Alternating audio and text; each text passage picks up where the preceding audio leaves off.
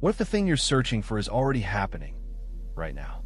You're here, listening, breathing, noticing, and yet there's a quiet tension beneath it all, a sense that you should be more present than this, more focused, more awake, as if this moment is slightly out of reach.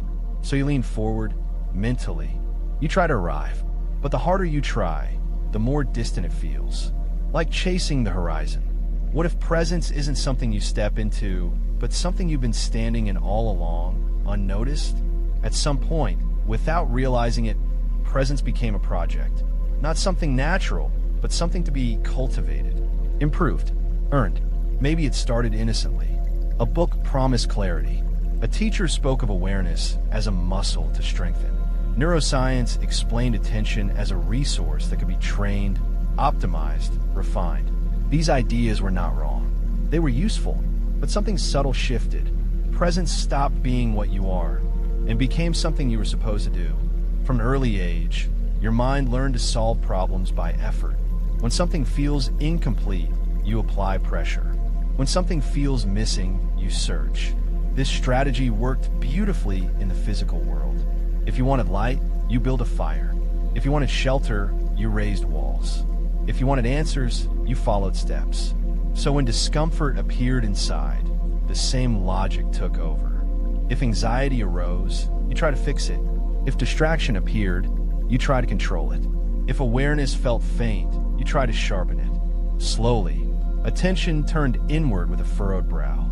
Awareness became a task on a checklist, a state to reach, a finish line somewhere ahead of now. Modern science helped explain this urge. The human brain evolved to predict, plan, and optimize. Neural networks constantly compare what is happening with what should be happening. This gap detection keeps you alive. It helps you avoid danger, learn patterns, and improve outcomes. But it has a side effect. The mind becomes a professional noticer of absence. Something is always slightly wrong. Something is always slightly unfinished. So when presence is framed as an achievement, the brain treats it like any other goal. It searches for it in the future. It measures progress.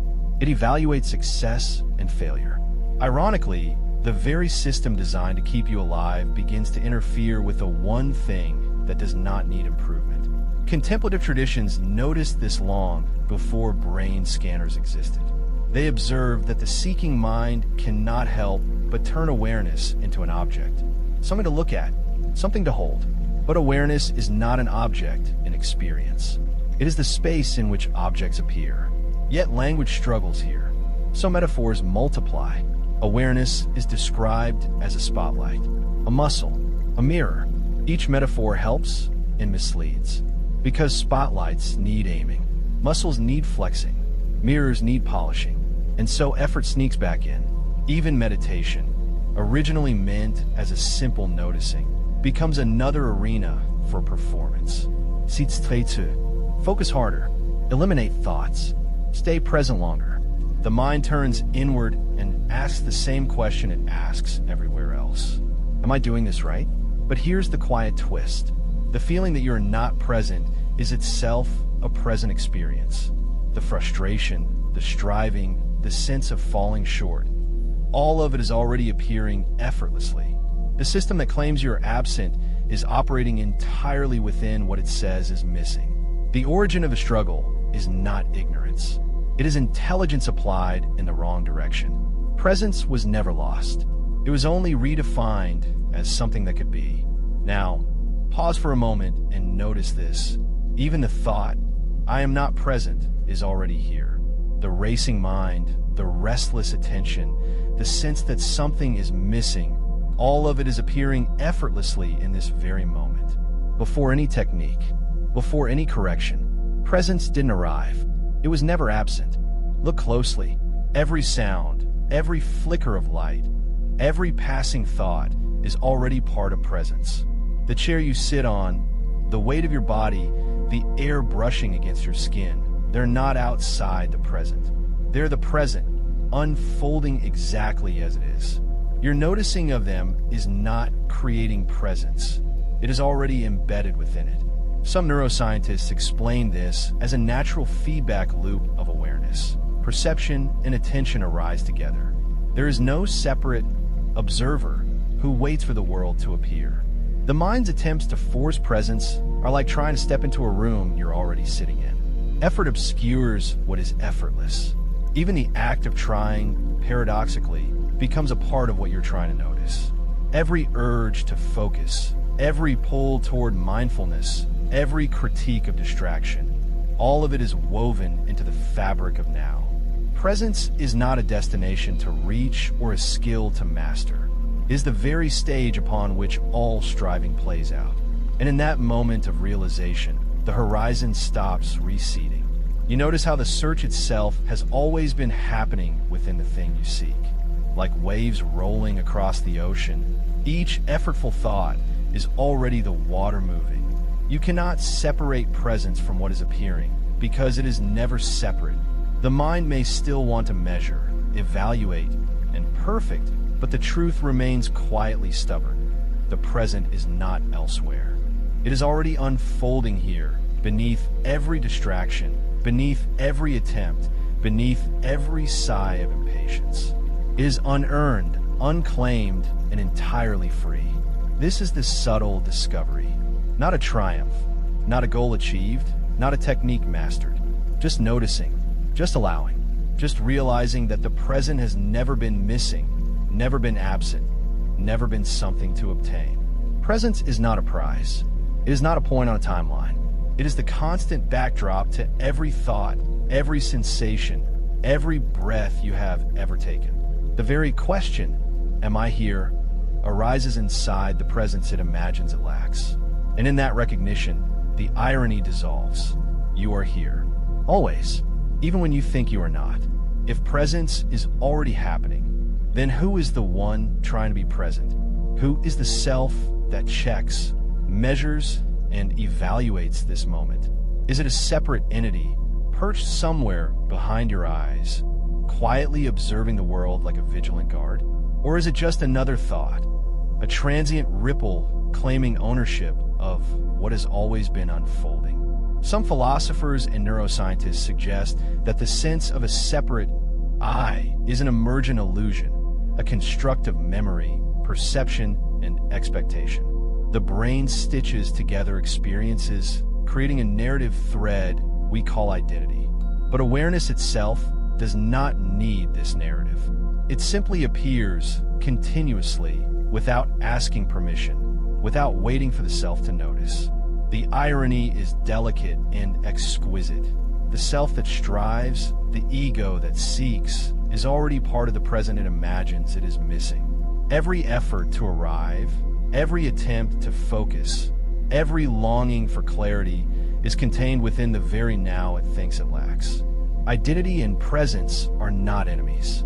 They are dancers moving together on the same stage, one chasing shadows while the other quietly illuminates the space. And in this subtle recognition, a question arises. If the observer is inseparable from the observed, if the seeker is already the sought, what does it mean to try at all? Can the mind let go of ownership and simply witness? Or is ownership an unavoidable lens through which awareness experiences itself? The paradox remains. The self that believes it is missing presence is simultaneously the presence it seeks. The pursuit is the proof. The struggle is the evidence. And in understanding this, a delicate freedom emerges, not from effort, but from noticing that effort itself is already present. When the urge to force presence dissolves, something remarkable happens. Nothing new replaces it. No cosmic revelation suddenly appears. No heightened state arrives. Life continues exactly as it always does. The wind rustles, thoughts wander, conversations flow, and the heart beats in quiet rhythm. The only thing that vanishes is the illusion that something was missing. This effortless state does not require control, focus, or practice. It is the background of all experience, waiting patiently beneath every struggle. Sounds arise and fade. Emotions move like clouds across an open sky. Thoughts pass like leaves floating downstream. None of this needs shaping or judging. None of it needs approval. It is enough, simply because it is.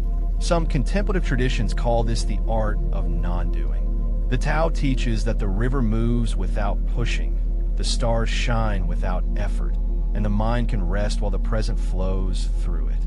Science offers parallels. The brain's default mode network constantly generates thoughts, yet awareness observes without needing to alter the pattern.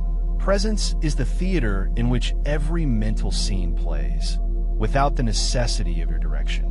In letting go of striving, you begin to notice a quiet coherence. Life does not demand your intervention to be whole. Presence is not constructed.